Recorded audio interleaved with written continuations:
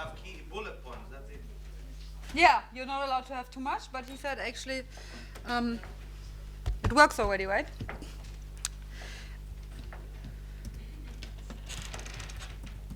Tell me when I'm allowed to start. Oh, light. I got enlightened. It was not for the former speaker, so only for you. No, the PowerPoint is not really. Because I'm so black, I need some light. I'm like half global south. He was fully German, I'm half global south, so I get to have some light on me. That's always the discussion, you know, like in Germany, there's not many black people, so we Turks get to be the ones that experience most racism, or like as much racism typically. Like we don't get jobs and so on, so from an outsider's perspective, it's really hard to understand why I would be getting discriminated, I guess, but I have the proper name to get the full discrimination. mostly on paper. So anyhow, welcome everybody to my input. I'm Didem. I have a PhD in political science and environmental politics. I did my PhD on the question if democracy can ever be sustainable or not. Unfortunately, I got my PhD for saying it probably can never be sustainable because democratic publics, particularly in the West, benefit from our imperialist lifestyles, from over-extraction of resources. So democratic publics in the West are not going to vote for sustainability because that would actually mean they have to give up something, right? They have to like change their lifestyle to some lifestyle that is less materialistic. So that's my background. I'm also a cultural anthropologist. I have done Islam studies at university and so on for my masters. So I used to like do a lot about nationalism, racism, conflict, and peace. And I'm also an elected member of the executive board of the Linke. That's the biggest left German party. If you like, the other ones pretend they're left, but they're not. If you actually look what they're doing, so we are like the only left party left in parliament. So I'm kind of like top 26, if you say so, right? If how much actual power I have, I would say not a lot.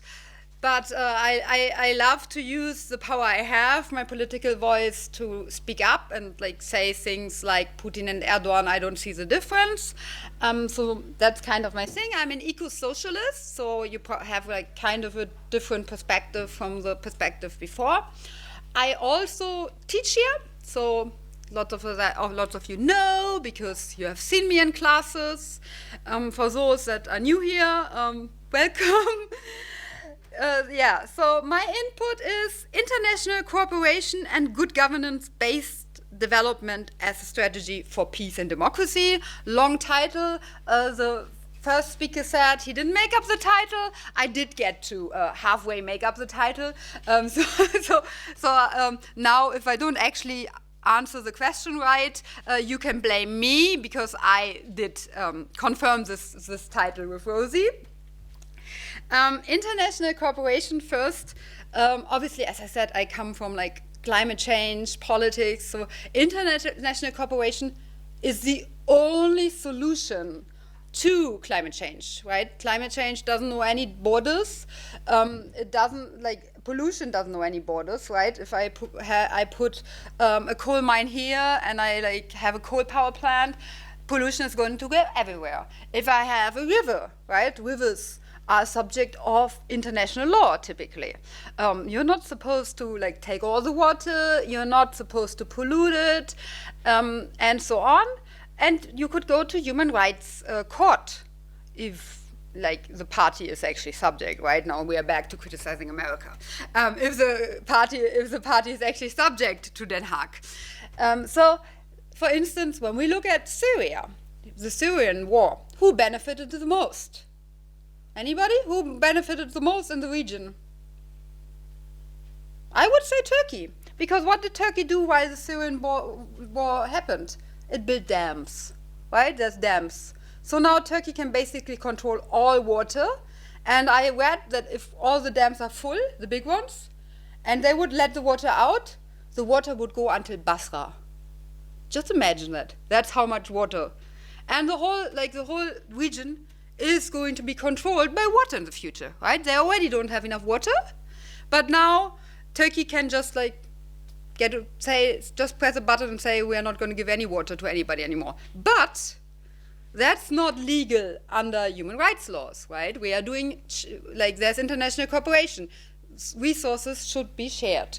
So if Syria was stable, Assad might have been taking Erdogan to human rights court and be like, you can't build those dams, right? You can't, you have to give more water to us because we are along the stream and we also have a right to this water.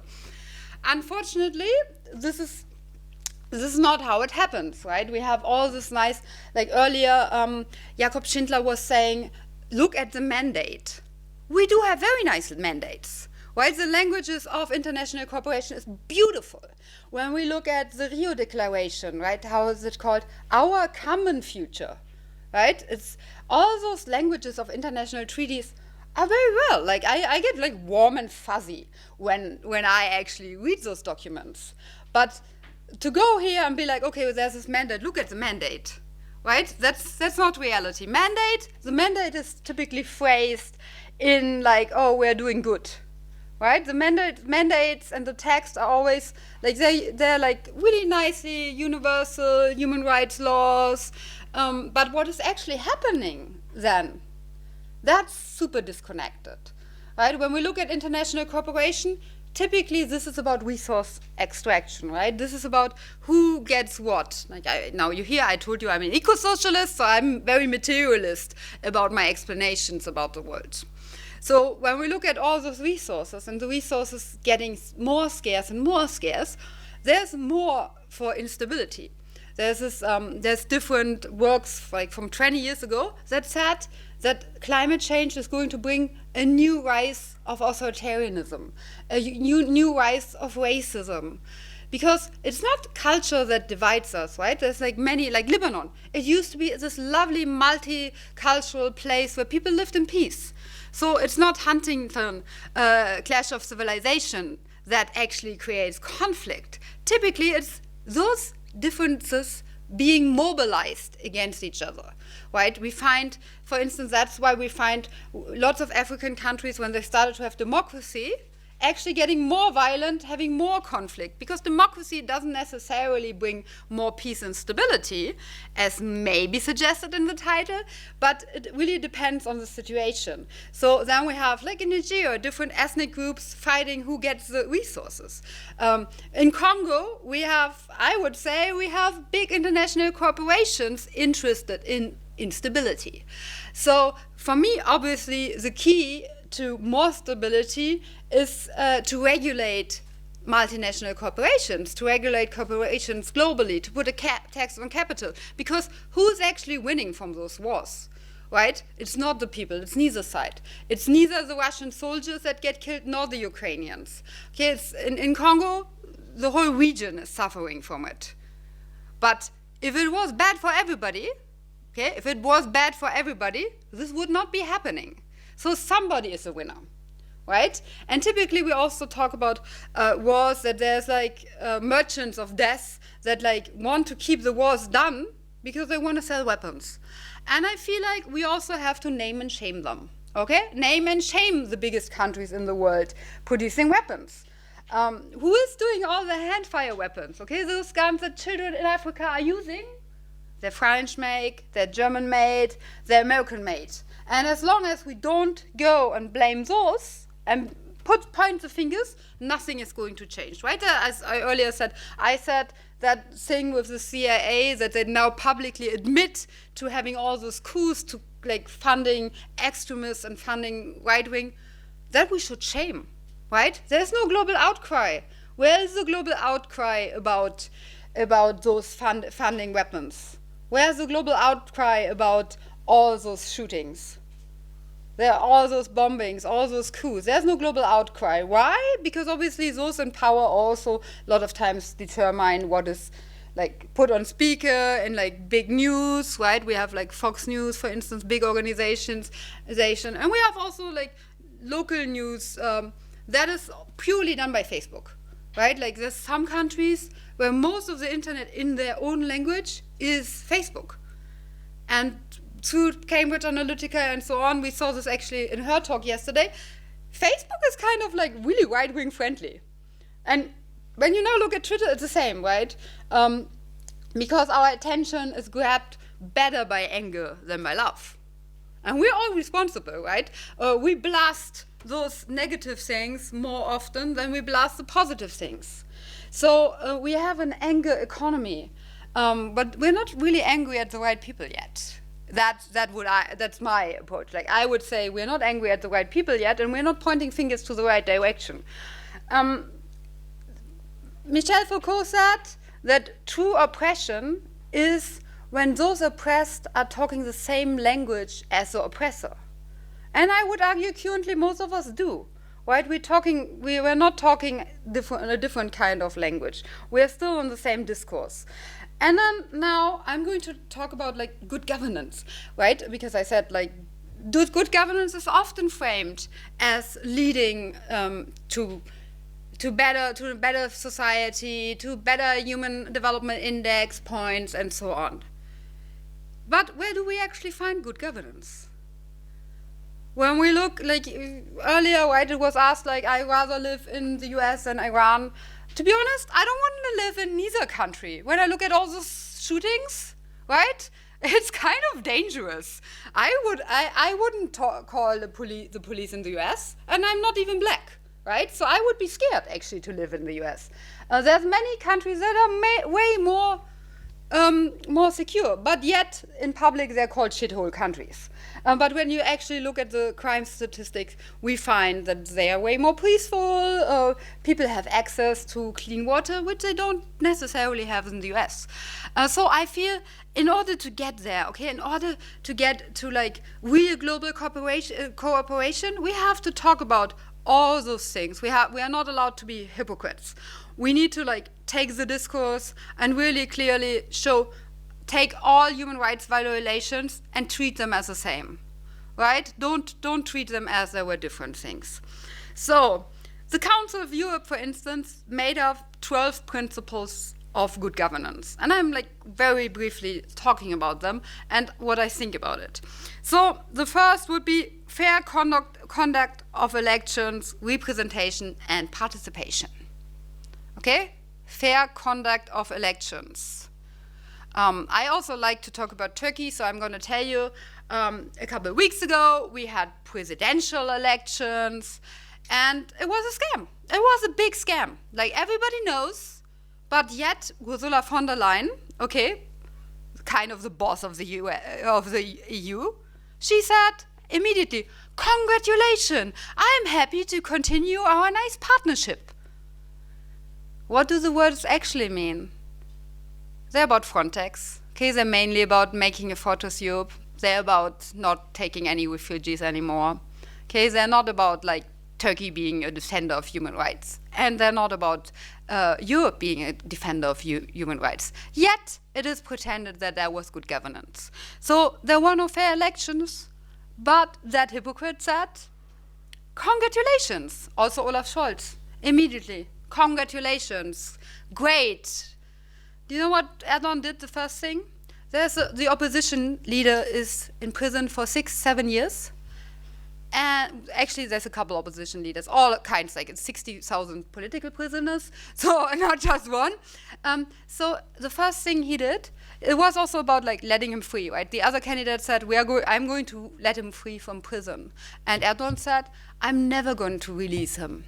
Okay, he's accused of terrorism, but some, like, they can't prove anything, so she's just in prison. But very charismatic leader, Selahattin Demirtas, the first thing he did is he went out to the crowd after getting elected. He went out to the crowd and he said, "I'm never going to release Selahattin Demirtas." She said, "I'm never going to release it." And what did the crowd said? "Execution, execution."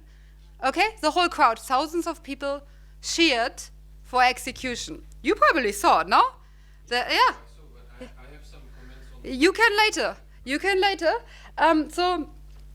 So how can you congratulate somebody who lets the crowd shout execution, execution? Is that a good partnership? And also, like, we are going to have maybe a fight about this. Also, there has been manipulation for years and years with Europe really supporting Erdogan, because they didn't want the refugees, right?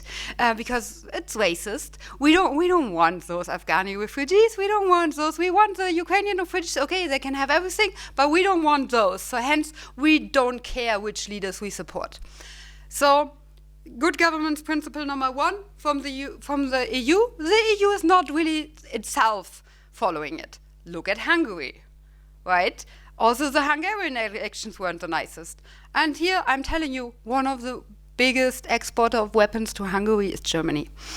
So another principle is responsiveness. Okay, this means like the government is actually responsive to the needs of the people and to the wants of the people.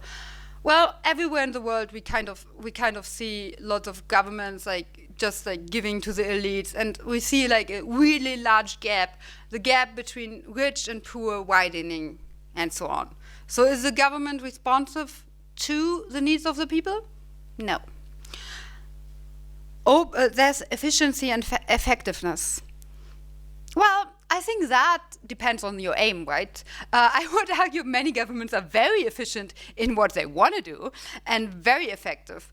Like when we talk about maybe former socialist governments, and we would say like China, they wanted to be good in the economy. They were very effective. They happened, right? Good economy. So effectiveness for itself is yeah, I mean, I can see that being a good governance thing, but doesn't give us values. Openness and transparency. I am not seeing openness and transparency. I'm not seeing even openness and transparency in Germany, okay? I just told you I'm a member of an executive board, so I see what we know and what we hear and so on. And there's a lot of stuff the government doesn't tell us. As a parliamentarian, which I'm not, but obviously the other people are, you get to go to secret meetings, right? The secret defense council meetings and so on, and then you get to hear what information they had and so on. We are not very transparent and open about what information we have.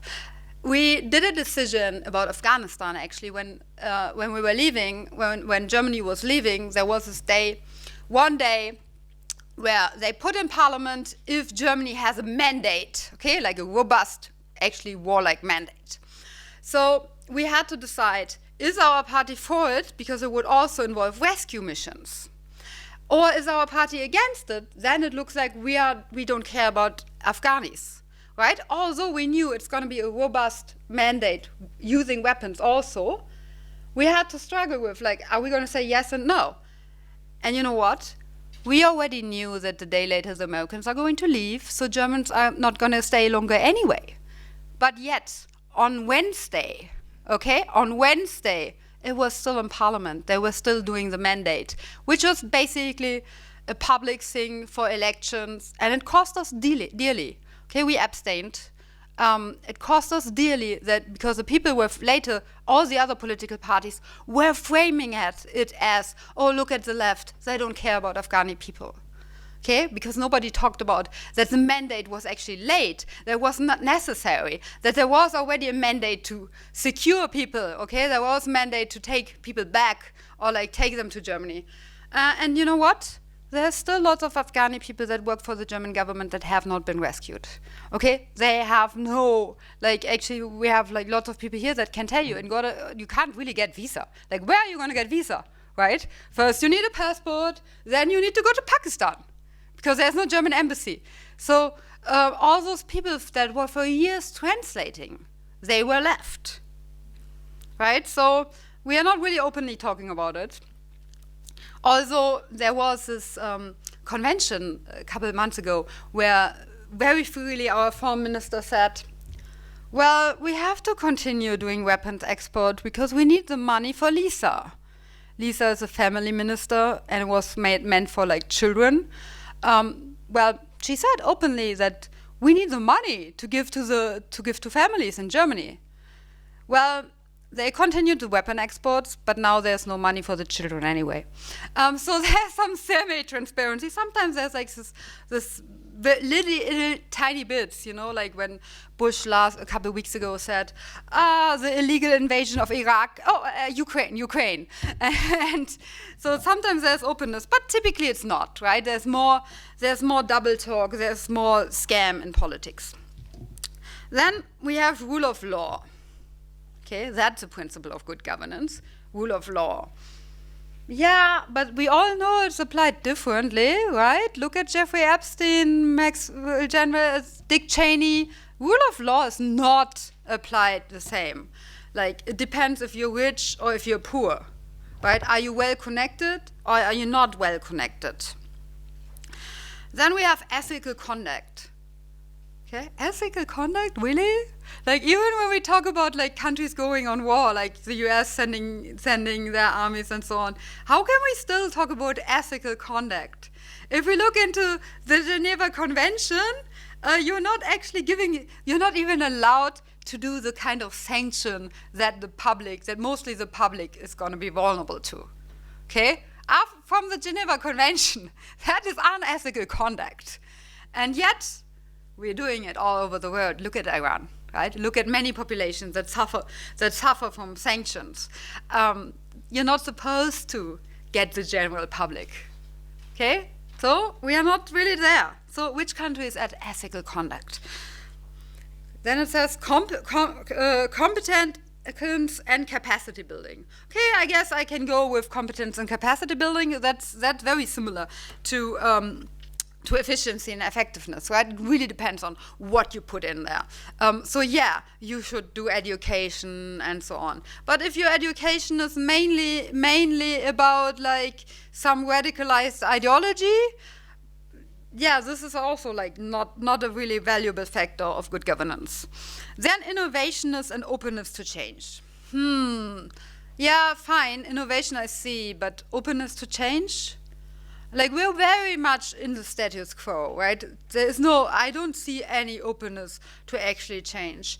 There are studies that show that typically democratic governments re-elect their leaders. Okay, the incumbent typically gets re-elected, and the democratic publics are not very, like, they don't really care too much about what is happening, it seems. Okay, if you look actually how often get leaders voted out, it's way less than it is suggested. Okay, the incumbent typically wins. So what about other countries' openness to change? If you look to China, they had the most variations in policies. Okay, they had like and I'm not saying like this is good or this is bad. Okay, I'm just like looking at the facts. So they had very like strict no market rules, and then there's the market liberalization, Manchester capitalism, anything goes unless you if you make money. So actually the variation, if it came to openness to change, I guess the Chinese government would do very well in us like looking at it. Sustainability and long-term orientation. I don't see it anywhere. It's not anywhere. Actually, when we look at like who is actually like within the Paris Climate Accord, we only find Morocco and I think Burundi. So there's like only like countries that are kind of poor and so on that actually come close to what would be sustainable. So where is the long-term orientation? We could say maybe like now when we look at Europe that they actually there's weapons proliferation. Maybe that's long-term. Maybe the whole fortress Europe is long-term orientation because we expect more refugees. So let's better build a wall now. And there's this talks about like you're building a European wall, and there is kind of one. If you look to Hungary, okay, the situation for the refugees on the Hungarian border is really dire, and people get shot for seeking asylum. And then we're back to ethical conduct. They have human rights, right? They should have human rights, but yet they have not even a right to asylum. The European Union now is building enclaves in Africa to keep refugees out. They're kind of concentration camps. Okay, I'm not supposed to say that in German, but that's what's happening, right? People are going there and they're staying there and they can't get out. So how else can we call those conditions that are now created? So that's kind of a long-term orientation. I'm not sure if I would call that good governance, though, because it's not ethical conduct. Then we have sound finances. Yeah, sound finances is really dependent on what you invest in and what you care about. Like, how do I find German finances sound? No, because we are not going for like climate change adaptation at all yet. We have a water shortage problem, and all the infrastructure needs to be rebuilt. Okay, so a sound financial decision would be doing it now, because when catastrophe hits, that's way more expensive. There has been the Stern report in 2006. Stern, very famous economist. It was 650 pages about the fact that even in 2006, it would have been financially sound to combat climate change and to climate change adaptation in comparison to not doing anything, right? Catastrophe is more expensive for the state. But for the economy, it's good, because GDP goes independently. An oil spill, good for GDP, right? So again, like the financial measurement and conduct, like how and effectiveness, how are we measuring it? So I can have an oil spill, but then I have the economy still growing, right? So then I'd be like, oh, my financial management as an economic minister was very, very good, because the economy grew. So next on the list, it's human rights, cultural diversity, and social cohesion. With social cohesion, they actually mean integration of minorities. So they mean also like integration of people with handicaps and so on. That maybe we can find like small, beautiful little areas, but I'm not seeing that overall by any government. Like actually putting a human rights agenda first, putting social cohesion first, right? I would argue that at least for that, within the good governance, many Western countries are doing okay. Okay, they're not doing very good, but they're also not doing. There's some beautiful seeds being planted by NGOs, being planted by some European Union organizations, for instance, and so on. But when we look at the US, we have this whole backlash against diversity, right? We have we have queer people being assaulted. We have all kinds of different people being assaulted. And I would argue that the more, and again, we're coming back, the more we are going to fight about resources, the easier it will be for racists. The easier it will be for fascists, because we have limited resources. So I need a reason why I don't want to share with you, right? And a good reason is because you're worth less. That would be a good reason, right? And this is the reason easily employed. And this is also why the German right wing is on the rise, because we like they are against like climate change politics, and because they are like told, if you really take international solidarity seriously, we have to change our lifestyle, right? We have to change our lifestyle. So if we really took our common humanity, common future, as it is like 1992 Rio declaration, if we really took our common future seriously, then we need to stop driving individual cars here. We need to really understand what is the effect of that I have an imperialist lifestyle, right? I have to admit that I am doing something wrong, that we as a society in Germany are doing something wrong, right? We are committing a crime against humanity. Going back to the phone, right, to the cobalt mine, right?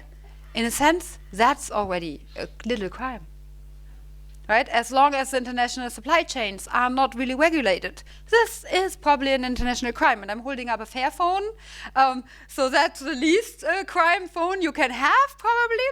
But I do have this Lenovo laptop, right? So for sure, there is some child slavery in here. Okay, so what can I do? I have to use a computer, but I could use it as long as possible, right? I'm not flying. You know why I'm not flying on vacation? Because I don't feel I deserve more of the world than I can actually have, than more that is sustainable. If you fly from the US, New York, to Frankfurt, it is about 5 tons of CO2e. 5 tons, okay, CO2e, because there's also methane and other, like, we should put them all together, all the emissions in one pot to calculate. I only have 1.5 to 2 tons a year if I had a globally sustainable footprint.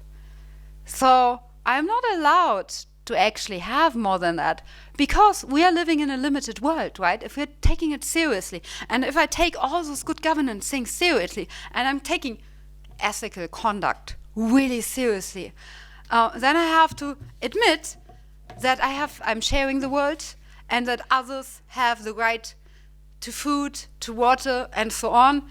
And me flying somewhere with such a big footprint, that infringes upon their right, because it's not unlimited. Yet, capitalism tries to tell us there's unlimited resources, we can have unlimited growth, we can all be richer, and we can't. So it's easy for the fascists in Germany to rise, because me as a leftist, I have to say, please use less. You have to use less for the others in the world, right? So it's easy for a politician to, like, subliminally say, well, the others are not worth the same, so it's okay that you're using all those resources. Because that's the message behind. And that's the message that's all over the world, many conflicts already, when they're about resources, right? They're about who has the right to exploit this. So if we want to come to, like, a common humanity, now I'm going to come to the last point on those 12 points, okay, Council of Europe. It's our accountability, okay? Be accountable. Who are we accountable to? Who are we accountable to? Let's look at the Paris account. Okay, there's no actual country that is following it. It's signed by many countries, right? 1.5 degrees ideally, and no more than 2 degrees. The world is on a 4-degree path. Very famous climate scientist in Germany, Schnellenhuber, said the difference between 2 or 4 degrees are civilization. And who's going to be hit first? It's not those fascists and racists voting in Germany for the right-wing party, right? It's those that are already suffering. So I was supposed to talk, I guess, about how are we going to have a strategy for peace and democracy. In order to understand that, we also have to take them apart. There are 2 different aims, okay? Peace is an aim, democracy is an aim. We want both, but we shouldn't think that more democracy is necessarily going to bring more peace, while on the other hand, peace might actually bring more democracy. But do I have a solution? Like, this was like kind of the most evil. I should have said no. I should have been like, oh no, I don't know how we are going to strategize for peace and democracy. But I think I can give like some hints. If we actually took those principles seriously, right, maybe we would get to a more peaceful world.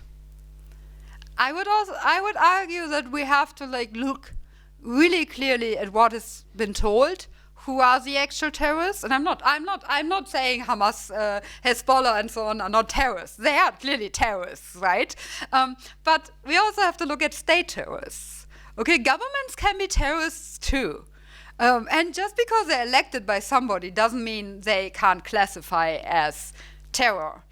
A really good interpretation I like is that a terrorist doesn't differentiate between combatants and non-combatants. So anytime civilians are killed without, on purpose, okay, like with disregard for their lives, that's an act of terror. Okay, so it's not that an organization cannot be recovered, like look at South Africa.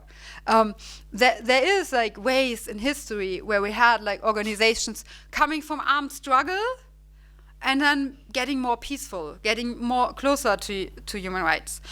So what to do? I would say keep pointing out where there's hypocrisy, right? Keep being a voice for those that actually don't have a voice. But do I have hope for that there is a strategy for peace and democracy. Unfortunately, in an ever more limited world, I do not. Okay, I cannot give you that. A lot of times, it's older men that speak all hopeful about the world. So I'm a millennial and a social scientist, so I unfortunately cannot. But I wanna keep you still, keep working on it, because if we are not working on a better world, who is? Okay, if we're not fighting for this, who is? And you could say, okay, let's give up. But what is that, right? Well, those people, there's so many people in the world that can't even struggle. There's an environmental activist killed in the global south every day. Every single day. Who's killing them? ExxonMobil and so on. Those are the real merchants of death in the world. So I want to leave you with let's fight anyway. Although it seems hopeless, it's better to die fighting than to just be placent and be part of it. There's this very multiple scholars, Einstein, Thoreau, and so on, have said that for evil to persist, it only needs to have good people that don't say anything. So any kind of silence, and that's what I think it's Desmond Tutu, right? If in instances of injustice you choose silence, you have sided with a perpetrator. So let's not choose silence anyhow. Thank you very much.